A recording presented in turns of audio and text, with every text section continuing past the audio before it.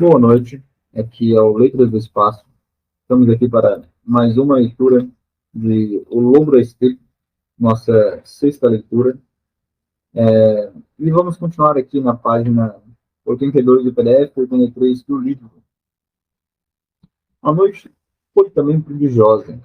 Detive-me um momento diante da casa de meu conhecido e olhei para dentro através das janelas. Ali mora um homem, pensei, que leva avante seu trabalho ano após ano, que lê e comenta textos, procura inter-relações entre as mitologias pré-asiáticas e índicas e sente satisfação com isso, pois crê no valor de seu trabalho, crê na ciência de quem é fiel servidor, acredita no valor do saber, que deva acumular cultura, pois crê no progresso e no desenvolvimento. Não viveu a guerra, nem a revolução das bases do pensamento humano feita por Einstein. Isso é algo que diz respeito somente aos matemáticos, pensa ele. Não percebe em absoluto que em seu redor se está preparando a próxima guerra. Considera odiosos os judeus e os comunistas. É um bom menino, irreflexivo, alegre, que se considera importante e invejável. Assim mesmo, resolvi entrar. Fui recebido por uma criada de avental branco, que por algum pressentimento me fez notar com exatidão onde deixava meu chapéu e o sobretudo. Introduziu-me numa sala calda e luminosa. Rogou-me que esperasse. Aí, em vez de rezar uma oração ou dormitar um pouco, segui um impulso brincalhão e apanhei a primeira coisa que estava a meu alcance. Era uma empregada. Era uma gravura e representava o poeta Goethe, um ancião cheio de caráter, genialmente inchado e com o rosto muito bem modelado, no qual não faltava nem o célebre fogo no olhar, nem o traço de solitário com um ligeiro véu de cortesia. Detalhes que devem ter exigido grande trabalho ao artista. Conseguira ele dar a este demoníaco ancião, sem prejuízo de sua profundidade, um ar algo acadêmico e ao mesmo tempo teatral, de alto domínio e probidade. E representara, enfim, como um senhor formoso em sua em sua ancianidade, próprio para adornar qualquer casa burguesa. Provavelmente a estampa não fosse mais esculpida, provavelmente a estampa não fosse mais estúpida que as outras dessa classe. Todos aqueles nobres redentores, apóstolos, heróis, intelectuais e estadistas, confeccionados por aplicados artífices, me irritavam mais, talvez pelo virtuosismo com que eram tratados. Fosse como fosse, talvez devido à minha irritabilidade pessoal, à minha irritabilidade habitual, aquela vã e pretensiosa representação do velho Goethe despertou em mim uma dissonância fatal e me deu a entender que não estava no lugar devido. Ali era o ambiente familiar dos grandes mestres belamente estilizados e das grandezas nacionais, e não de todas as espécies. Se o dono da casa tivesse apresentado, teria sido fácil retirar-me em seguida com aceitáveis pretextos. Mas foi a dona da casa quem entrou e me confirmei com a sorte, embora estivesse pronunciando em desgraça. Cumprimentamos-nos, e ao primeiro desacordo seguiram-se outros mais sonoros.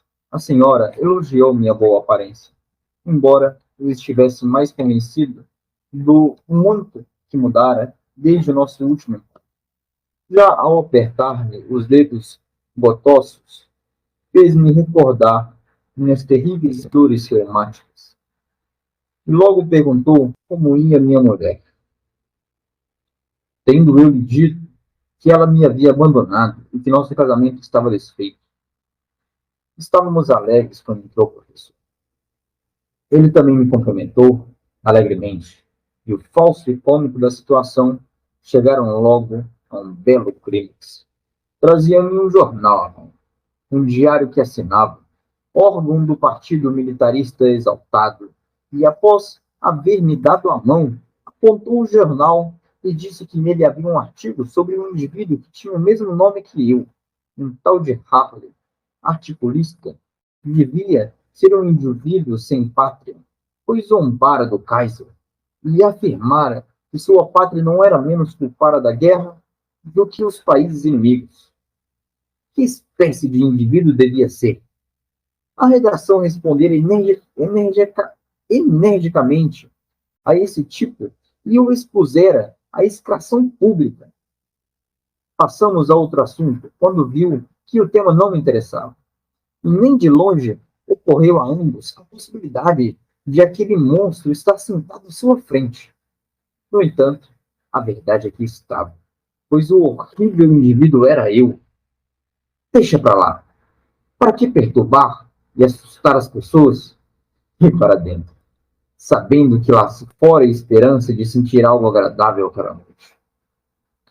Recordo-me claramente do instante em que o professor começou a falar de Halley, o traidor de sua pátria.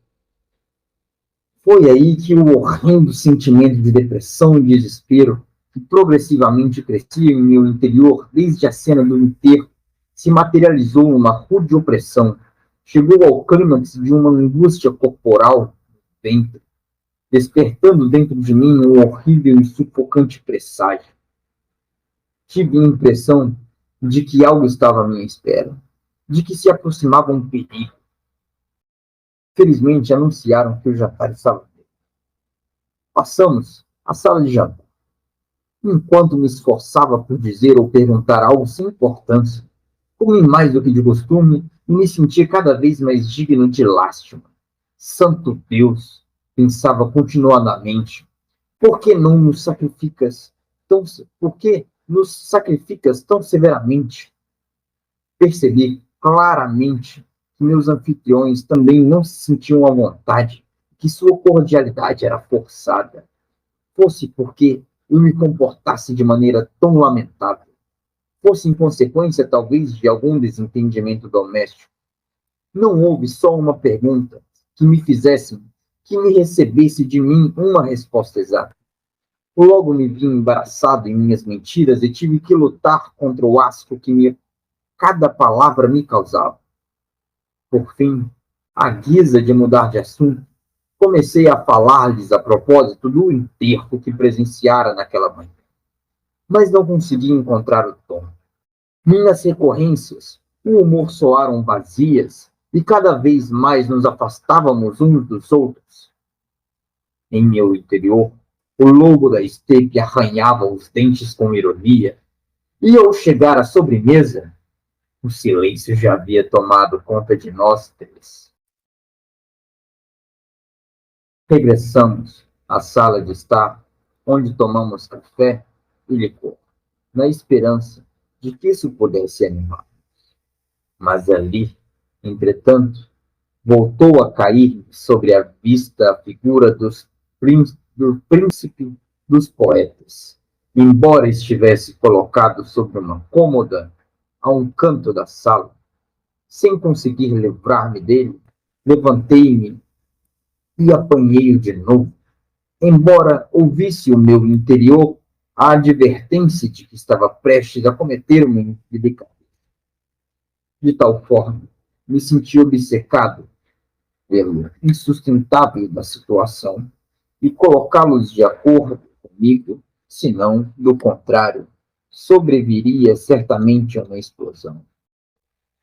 É de supor, disse eu, que Bolt não fosse assim na realidade. Não tivesse este valioso ar de nobreza, esta majestade lançando olhares amáveis para os seus admiradores, este ar varonil de quem vive no mundo de encantadores sentimentalismos. Sem dúvida, poder-se-iam dizer muitas coisas contra ele. E eu próprio muito teria de recriminar sua venerável pomposidade. Mas representá-lo assim, bem, já ele ir longe demais. A dona da casa serviu o café com uma expressão de profunda reprovação e deixou a sala. E logo o marido confessou-me, um tanto encabulado, que o retrato de Gold pertencia à esposa e era considerado por ela uma de suas mais caras relíquias. E mesmo que, objetivamente, o senhor tivesse razão, o que me permito duvidar não devia ter se expressado com tamanha franqueza. O senhor tem razão, admiti. Infelizmente, é um hábito, um vício que tenho, esse de expressar-me da maneira mais rude, coisa que o próprio Gold costumava fazer em seus melhores momentos. Nessa reprodução, a maneira mirada, Gold certamente jamais permitiria o uso de uma urna expressão crua, direta e autêntica. Peço-lhe 1000 perdões ao senhor e à sua senhora. Diga-lhe, por favor, que eu sou um esquizofrênico. E agora, se me permite, está na hora de retirar. Agora, eu passo para meu amigo Sancinati continuar a gravação da segunda parte, da sexta gravação de O Lobo da Steppe. Boa noite a todos. Vamos agora continuar com a nossa queridíssima leitura, O Lobo da Steppe.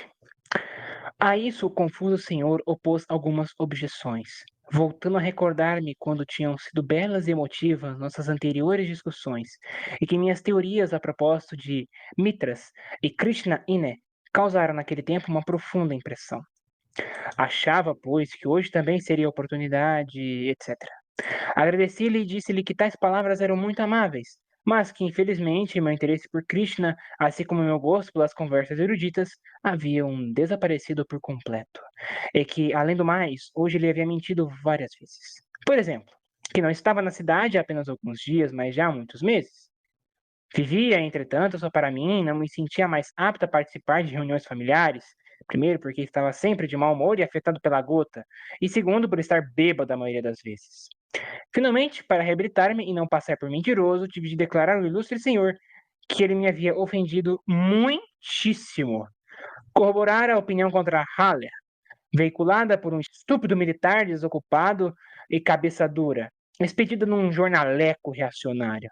Aquele indivíduo, o apátrida Haller, era eu mesmo. E melhor para o país e para o mundo que ao menos um dos dois indivíduos capazes de pensar se inclinassem pela razão e a paz, do que levar cegamente os homens a uma nova guerra. Eu levantei e me despedi de Goethe e do professor. Apanhei no cabide as minhas coisas e saí correndo. O malvado lobo uivava dentro de mim. Os dois Harrys se atracaram numa cena. Compreendi depois claramente que aquela noitada tão pouco edificante tinha para mim muito mais importância do que para o indignado professor. Para ele foi uma decepção e um pequeno escândalo. Mas para mim foi um último fracasso e deserção. Minha despedida do mundo burguês, moralista, erudido, uma vitória completa do lobo da estepe. E fora uma despedida de fugitivo e vencido, uma declaração de falência ante mim mesmo, uma despedida sem consolo, sem supremacia, sem humor. Eu me havia despedido do meu mundo de então e de minha pátria, da burguesia, dos costumes, da ciência, da mesma forma que um paciente de úlcera estomacal se despede do leitão assado. Furioso, corri sob a luz dos lampiões, furioso e com uma tristeza mortal. Que dia mais desconsolador, mais vergonhoso e miserável, desde a manhã até a noite, desde o cemitério até a cena na casa do professor. Por quê? Para quê? Haveria sentido em continuar sofrendo dias e mais dias, em continuar tragando tais sopas? Não! E assim sendo, aquela comédia tinha de acabar hoje mesmo. Vá para casa, Harry, e corte o pescoço. Chega de esperar. Corri pelas ruas de um lado para o outro, impulsionado pela miséria. Naturalmente, fora uma tolice de minha parte vituperar contra os adornos de salão daquela boa gente. Fora tolo e grosseiro. Mas não podia fazer outra coisa, não podia resistir àquela vida mansa, falsa, judiciosa. E como tão pouco pudesse aguentar ao que parece a solidão como estava na sociedade, me odiasse tão indizivelmente e me tivesse horror, afogado que estava no espaço sem ar de meu inferno. Que saída me restava? Nenhuma. Pensei em meu pai e minha mãe, na sagrada chama de minha juventude, há tanto tempo extinta, nas milhares de alegrias e nos ânfas de minha vida. Nada me restava de tudo aquilo. Nem sequer o arrependimento, somente o tédio e a dor. Nunca me havia causado tamanha pena o simples fato de viver como naquela hora. Numa afastada taberna de subúrbio, descansei por uns momentos, bebendo água e conhaque, e depois continuei a correr, acatado pelo diabo, indo pelas abruptas e tortuosas ruelas de Cidade Velha, pelas avenidas até a praça da estação. Viajar, pensei. Entrei na estação, consultei a lista de trens pegados à parede, bebi um copo de vinho e tentei recobrar o ônibus. Comecei a ver cada vez mais se aproximando, cada vez mais claramente, o fantasma que tanto temia. A volta à casa, o voltar a encerrar-me no quarto, o teor de permaquieto diante do desespero. Não podia escapar isso a quem quer continuasse caminhando horas e horas. Regresso à minha porta, à minha mesa cheia de livros, ao divã com o reto de minha amada pendurando em cima. Não podia.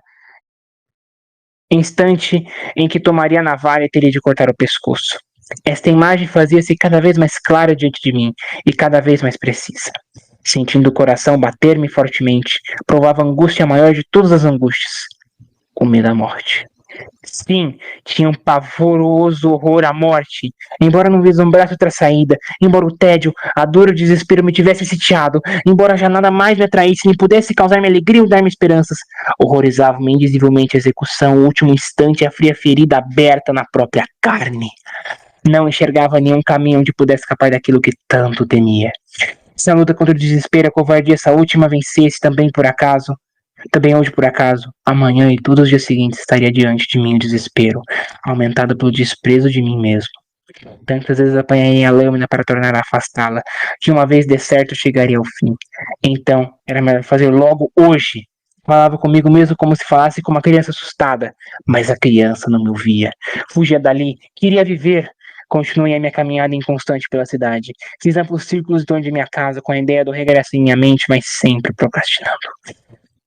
Parava aqui e ali nas tabernas, enquanto esvaziava um copo ou dois, logo voltava a caminhar, em amplos círculos em torno da meta, em torno da navalha, em torno da morte. Às vezes sentava-me morto de cansaço, num banco, na borda de uma fonte, à beira da calçada. Ouvia bater meu coração, limpava o suor da face, continuava meu trajeto, cheio de angústias mortais, cheio de vacilantes ânsias de viver. Dessa forma, cheguei até a já avançada noite, a uma hospedaria de Ura Quarteirão, afastada que pouco conhecia, por trás de cujas janelas soava uma estridente música de dança. Sobre a porta liam entrar um velho letreiro, Agura Negra.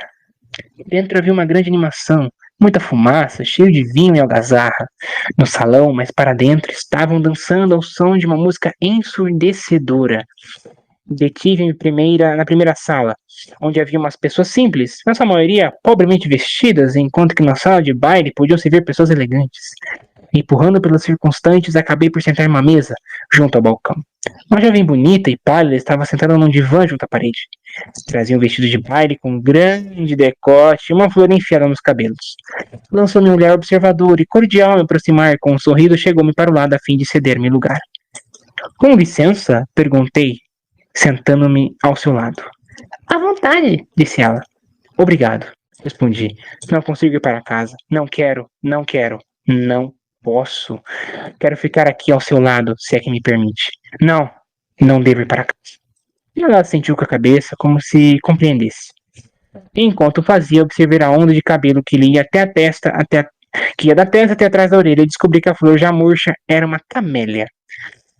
No salão, a música ressoava e diante do balcão as garçonetes transmitiam os gritos dos pedidos do público. Pode ficar aqui à vontade, disse, numa voz que me fez muito bem. Por que não quer voltar para casa? Não posso, tenho algo à minha espera. Não posso. É horrível. Pois deixe esperar à vontade e fique por aqui. Mas antes de mais nada, vamos limpar esses óculos, que assim não vai conseguir ver nada. Empreste-me o lenço. Que vamos beber? Borgonha? Limpou meus óculos e pude então vê-la melhor. O rosto pálido, a boca vermelha, a cor de sangue, os claros olhos cinzentos e a testa lisa e fresca, com a onda a cair-lhe sobre a orelha. Afável e com um toque de ironia, começou a deixar-me. Vontade. Pediu vinho, brindou comigo e olhou para os meus pés. Santo Deus, de onde está vindo? Parece que veio a pé até Paris. Isso é uma maneira de se virar um baile. Eu disse sim, não, sorri um pouquinho e deixei a falar. Estava achando bastante encantadora, para minha surpresa, pois até então sempre olhara com desconfiança esta classe de moças. E foi muito bondosa comigo, começou a tratar-me de maneira que melhor me convinha naquele momento. E assim sempre foi a partir daquele instante. Tratou-me com a doçura que eu necessitava e trouxe de mim de maneira que lhe convinha. Pediu um sanduíche e ordenou que eu comesse. Serviu-me de vinho e mandou bebê-lo. Devagar, e não de um trago. Depois elogiou minha obediência.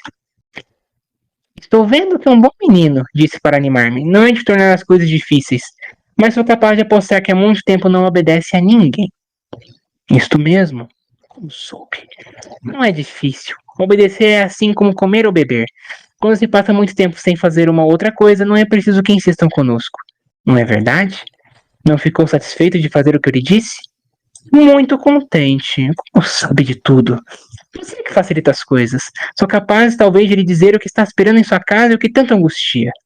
Mas você sabe muito bem o que é e não precisamos falar no assunto, não é mesmo? Assunto desagradável. Ou a gente se enforca e está tudo bem, pois se deve ter lá razões para isso. Então continua vivendo sem se preocupar senão com a vida. Deve ser esse. Ah, exclamei, se fosse simples assim. Deus sabe o quanto me tenho preocupado com a vida e que isto de nada me serviu. Enforcar-se deve ser uma coisa difícil, suponho. Mas viver é muito mais difícil. Só Deus sabe o quanto é difícil. Verá como é sumamente fácil. Já começamos bem. Limpamos os óculos, você comeu, bebeu. Agora vamos escovar um pouco essas calças e esses sapatos e em seguida você vai dançar um chime comigo. Vai ver que eu tinha razão, exclamei exaltado. Nada mais desagradável para mim do que deixar de satisfazer um desejo seu. Mas não posso ceder ao que me pede. Não sei dançar o chime, nem valsa, nem polka, nem como se chamam todas essas outras. Nunca aprendi a dançar em toda a minha vida. Agora está vendo como não é uma coisa tão fácil quanto disse?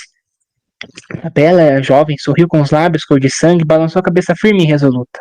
Enquanto a olhava, pensei em ver nela alguma semelhança com Rosa Chrysler, a primeira jovem de quem me namorei quando rapaz. Só que Rosa tinha os cabelos castanhos e a pele morena. Não, não me lembrava com quem se parecia aquela estranha jovem. Era alguém de minha primeira juventude. Talvez de minha infância? Vamos com calma, disse. Muita calma. Você não sabe dançar? Dança nenhuma, nem mesmo one step? E não obstante andou aí dizendo que teve de lutar na vida. Essa é uma mentira da grossa, seu moço, e não fica bem fazer isso na sua idade. Como pode dizer que a vida lhe deu muito trabalho se você nem sabe dançar? É que eu nunca aprendi. Nunca pude. Ela sorriu. Mas aprendi a escrever e a ler, não é verdade? E a somar, aprendeu latim e francês, possivelmente muitas outras coisas semelhantes? Aposto que passou uns 10 ou 12 anos na escola e estudou nela o possível, e talvez tenha até um título de doutor e conhece o chinês ou o espanhol. Ou não. Tudo bem. Mas a verdade é que nunca dedicou um pouco de tempo nem dinheiro para aprender a dançar, hein? Foram meus pais, justifiquei-me. Fizeram-me aprender o latim, o grego e todas essas coisas. Mas não me ensinaram a dançar. Não era uso entre nós. Eles próprios não sabiam dançar. Olhou-me friamente, com muito desprezo, e em seu rosto voltou a brilhar algo que me recordou a infância. Agora põe a culpa nos pais. Será que perguntou a eles também se podia vir hoje ao Águia Negra? Perguntou? Está me dizendo que morrera há muito tempo? Ah, talvez você não tenha aprendido a dançar em sua juventude por ser uma criança obediente.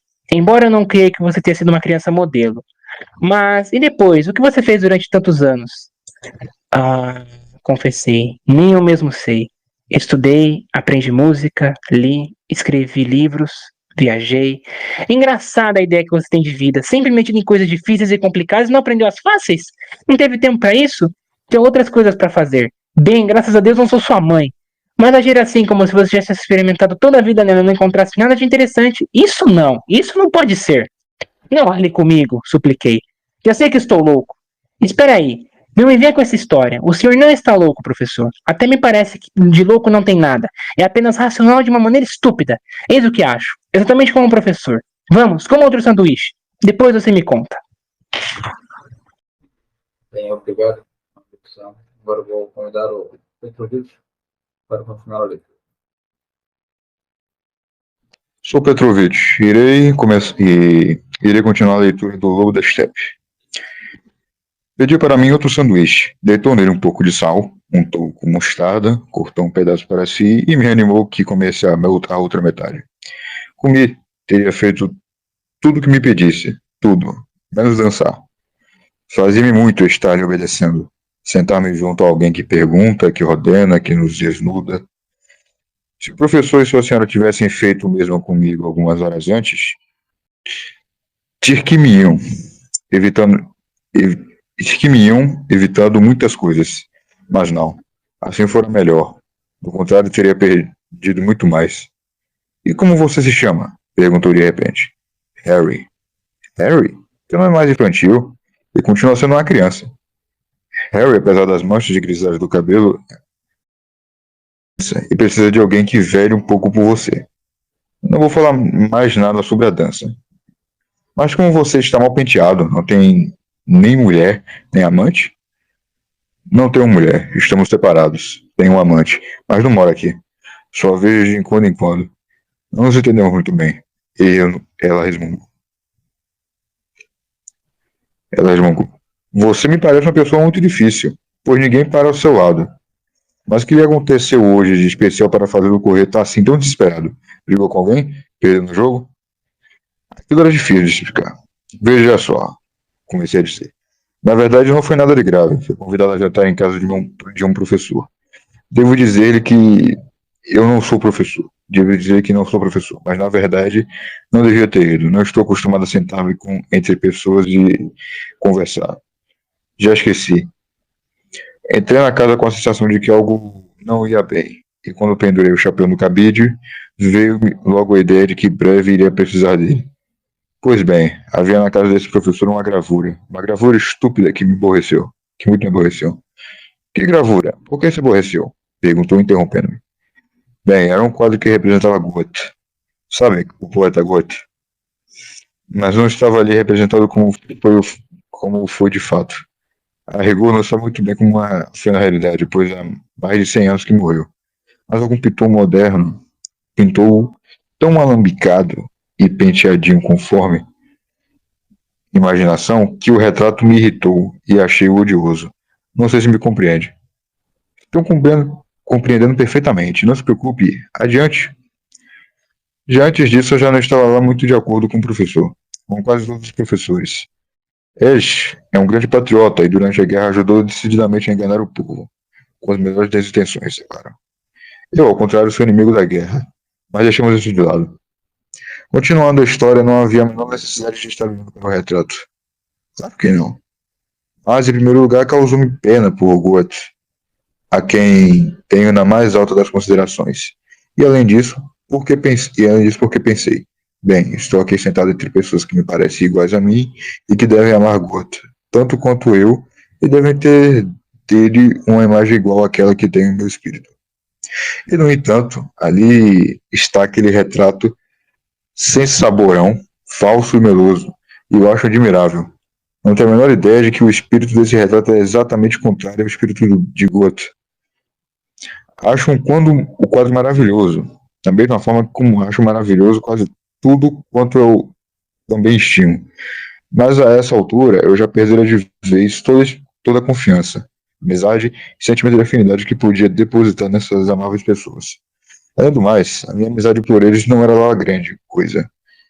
De modo que fiquei indignado, triste e compreendi que estava completamente só, que ninguém me compreendia. Sabe o que quero dizer? Perfeitamente, Harry. E depois, você quebrou o quadro na cabeça deles? Não, mas cheguei quase a insultar o professor e me despachei dali, correndo. Queria ir para casa, mas lá não encontraria nenhuma mãe que consoasse o nenenzinho ou que realhasse ele, não é mesmo? Sim. Harry, você chega a me dar pena. Nunca vi ninguém criança quanto você. Também parecia, tive de concordar. Deu-me um copo de vinho para beber. Estava comportando-se comigo como se fosse uma babá. Não obstante, eu ia poucos percebendo o quanto era jovem e bonita. Acontece que, voltou ela a dizer, há mais de 100 anos o outro está morto. E Harry o admira tanto que faz dele uma ideia maravilhosa de como teria sido nisto. Está no seu direito, não é mesmo? Mas um pintor que também admita Goethe, e dele tem a sua ideia, esse está errado, e bem assim o professor, já que isso não agrada a Harry, e o põe desesperado ao ponto de insultar as pessoas e sair correndo. Se fosse uma pessoa normal, teria simplesmente rido do pintor e do professor.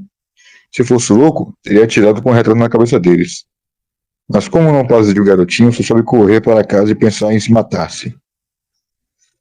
Olha, compreendi muito bem essa história. É muito engraçada, me fez rir. Espere aí. Nada de beber de um só trago. O borgonha se bebe aos pouquinhos, senão dá muito calor. Puxa, a gente tem de ensinar tudo a você. Seu olhar é severo e admoestador, como o de uma governanta sensintona. Oh, por favor, senhorita, supliquei contente. Ensine-me tudo. O que você quer mais que lhe ensine? Tudo que a senhorita houver por bem. Olha, vou lhe dizer uma coisa. Há coisa de uma hora que estou chamando com toda a intimidade de você, e você ainda me vê com esse negócio de senhorita? Cheio de frases rebuscadas, sempre complicando as coisas. Quando a pessoa trata a gente com intimidade, e isso não nos desagrada, devemos tratá-lo com intimidade também. Bem, já ensinei-lhe uma coisa. Depois, em segundo lugar, meia hora que se chama Harry. Sei porque lhe perguntei. Mas você nem sequer se interessou em saber meu nome. Oh, por favor, me interessa sim, quero saber como. Agora é tarde. Se nos encontrarmos de novo, pode então me perguntar. Hoje é que eu não digo. E agora vou dançar. E como fizesse menção de levantar-se, meu ônibus acaba-se e a angústia toma conta de mim. Pois se ela fosse e deixasse só, tudo iria começar de novo, como uma dor de dente que passa por um instante e depois volta a abraçar como fogo. Assim reapareceram em mim a angústia e o horror. Oh Deus, tinha conseguido esquecer. Então o que estava à minha espera? Pude esperar outra coisa? Espere! Exclamei suplicante. Não se vá. Você pode dançar o quanto quiser, mas volte depois para cá. Volte de novo, volte. Levantou-se sorrindo. Imaginava a mais alta. Era esguia, mas não muito alta. Voltou de novo a lembrar-me alguém. Quem seria? Não consegui atinar. Volta, promete? Prometo, mas isso pode durar um instante ou uma hora, talvez. Quero dizer mais uma coisa. Feche os olhos e descanse um pouco. É disso que você está precisando. Afastei-me para que ela passasse e a saia roçando os joelhos. Ao sair, olhou-se num pequenino espelho de bolsa, ergueu as sobrancelhas e passou a esponja pelo queixo. Depois desapareceu no salão do baile. Olhei em meu redor, caras estranhas. Homens fumando, cerveja derramada sobre o mármore das mesas, vozeiro e algazarra por toda parte, e música de dança em meus ouvidos. Eu devia dormir, me dissera ela. Ah, boa menina, se você soubesse que o meu sono é tão arisco quanto o da minha. Dormir em meio a este tumulto, sentado a uma mesa? Então brindar dos copos de cerveja. Sorri um pouco de vinho, tirei um cigarro do bolso, procurei o fósforo. Mas como na realidade não tivesse nenhum desejo de fumar, pus o cigarro diante de mim sobre a mesa. Feche os olhos, me dissera ela. Sabe Deus porque a moça tinha aquela voz. Uma voz tão bondosa, maternal. Fazia bem obedecer-lhe. Isso eu já havia descoberto antes. Fechei os olhos obediente. Apoiei a cabeça na parede e ouvi o ruído de 1000 vozes que vinham chocar-se contra. Achei graça na ideia de dormir naquele lugar. Resolvi aproximar-me da porta do salão de baile e dar uma olhada para dentro. Queria ver a minha formosa companheira dançando. Fiz um movimento para levantar-me e logo dei-me conta de como estava exausto em razão de haver caminhado horas e horas. Por isso permaneci sentado. E logo adormeci. Como me foi ordenado pela voz maternal, dormi ansioso e agradecido. E sonhei. Um sonho claro e belo. Como há muito não me era dado sonhar. Sonhei que estava sentado numa sala de espera, já fora de moda. A princípio sabia que tinha uma entrevista marcada com uma pessoa importante. Logo percebi que era o Sr. Von Goto quem iria receber-me. Infelizmente, eu não estava ali em caráter pessoal, mas como correspondente jornalístico, que muito me desagradava e não podia compreender por que demônios me tinham metido naquela enrascada. Além disso, eu estava preparado com o escorpião, que aparecia de vez em quando e tentava subir-me pela perna. É certo que saberia defender-me contra um negro rastejante, mas não sabia agora onde se escondera e não me atrevia a procurá-lo. Ademais, não estava muito certo se por engano me havia anunciado a Matson, em vez de Goto, a quem confundi de novo em sonhos com Burger, pois ele atribuía os poemas de Mullen. Por outra parte, eu teria apreciado muito um encontro com Mullen, pois a imaginava maravilhosa, delicada, musical. Se pelo menos não estivesse ali amando daquele maldito jornal. Meu mau humor foi aumentando, aumentando. Pouco a pouco se concentrava sobre o Goto, a quem já tentava fazer várias reprovações. A entrevista talvez não se encaminhasse a bom termo. O escorpião, apesar perigoso e escondido bem próximo de mim, talvez não fosse tão mal assim. Parecia-me que podia significar também algo amistoso. Parecia-me provável que tivesse algo a ver com Molly, ser uma espécie de enviado seu. Uma fera heráldia, belo e perigoso animal da feminilidade do pecado. Não poderia chamar-se por acaso Fúpios? Mas neste momento um criado abriu a porta. Levantei-me e entrei. Lá estava o velho Goto, baixo e muito ereto, trazendo um leito clássico, a enorme condecoração de alguma ordem. Dava a impressão de que ainda governava, de que estava concedendo audiências, de que ainda controlava o mundo sentado em seu museu de Weimar. Pois mal olhou para mim, com um movimento de cabeça que lembrava um velho corvo. Começou a falar pomposamente. Com que então vós, os jovens, não têm grande apreço por nós, pelos nossos esforços? Exatamente, disse eu, gelado pelo seu olhar ministerial. Nós, os jovens, não estamos muito de acordo com Vossa Excelência. Tu és demasiado solente para nós, demasiado vaidoso, demasiado autossuficiente e pouco sincero, sem dúvida. Este é o ponto capital, pouco sincero. O homenzinho lançou a severa testa para frente, enquanto sua boca dura e enrugada se distendia num leve sorriso e se tornava encantadoramente viva. O coração bateu-me com força, pois recordei a poesia, desceu à tarde. E que fora daquela boca, daquele homem que haviam brotado as palavras daquela poesia. Fiquei tão desarmado e vencido naquele instante, que sem dúvida teria preferido ajoelhar-me diante dele. Mas me mantive de pé e o ouvi com um sorriso. Então o senhor me acusa de insinceridade? Isso é coisa que se diga? Tenha a bondade de fazer mais explícito. Eu estava contente de poder fazê-lo, como todos os grandes espíritos. Excelentíssimo Sr. Couto, o senhor claramente reconheceu, sentiu a dúvida e desesperança da vida humana, com seus momentos de transcendência, que vão afundar-se de novo na miséria.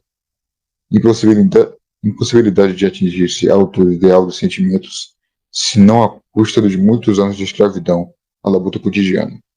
O ardente aspirar pelo reino do espírito em eterna luta mortal, com o amor, a perdida inocência da natureza. Igualmente ardente e sagrado. Todo este temeroso oscilar no vazio e na incerteza dessa condenação transitória, incompleto, ao eternamente empírico e diletante em suma. Em suma, toda a falta de escopo a que o ser humano está condenado. Para o seu desespero devorador, o Senhor reconheceu tudo isso e houve tempo em que também o confessou. E, no entanto, consagrou toda a sua vida a pregar o contrário, manifestando fé e otimismo, e espalhando diante de si e dos demais a ilusão de que nosso esforço espiritual tinha algum significado e continuidade. O Senhor fez ouvidos surdos àqueles que sondavam as profundezas e reprimiu as vozes dos que diziam a desesperada verdade. Ao que se aplica Keats e Beethoven? Ano após ano, o senhor viveu em Weimar, a acumular conhecimentos e a colecionar objetos de arte, a escrever cartas e coletá-las, como se tivesse em sua ideia de profecta, encontrando o verdadeiro caminho para eternizar o instante. Embora só pudesse mumificá-lo, ia tentar espiritualizar a natureza. Embora só conseguisse ocultá-la sob uma bela máscara. Essa insinceridade é que nós lhe reprovamos. O velho conselheiro Ruby, pensativo nos olhos enquanto sua boca continuava a subir, logo perguntou, enchendo-me de admiração. Opa, Esta é a insinceridade que nós lhe reprovamos. E depois a gente vai continuar em O velho conselheiro olhou pensativo nos olhos, que na página 99 do PDF, é isso? 99 do PDF, 100 do livro. Bem, agradeço aí a todos que estiveram ouvindo conosco e aos participantes que estiveram durante a live, aos Luciano, Petrovic. Conheçam os nossos outros projetos que nós temos aqui no Clube da Terra de Santa Cruz.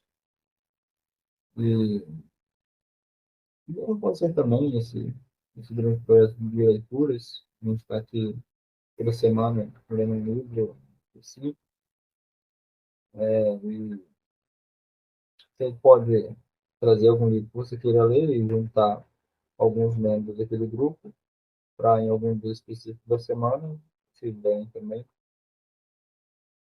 Nós aqui fazemos a leitura atualmente do Lobo da Steppe, todos os domingos, das 11h30 à meia-noite. A próxima leitura, depois de finalizarmos o Lobo da Steppe, será um estudo da trilogia de Olavo de Carvalho. E, em paralelo, vamos estar lendo Política de Aristóteles. E, posteriormente, a gente vai iniciar a leitura de Chester.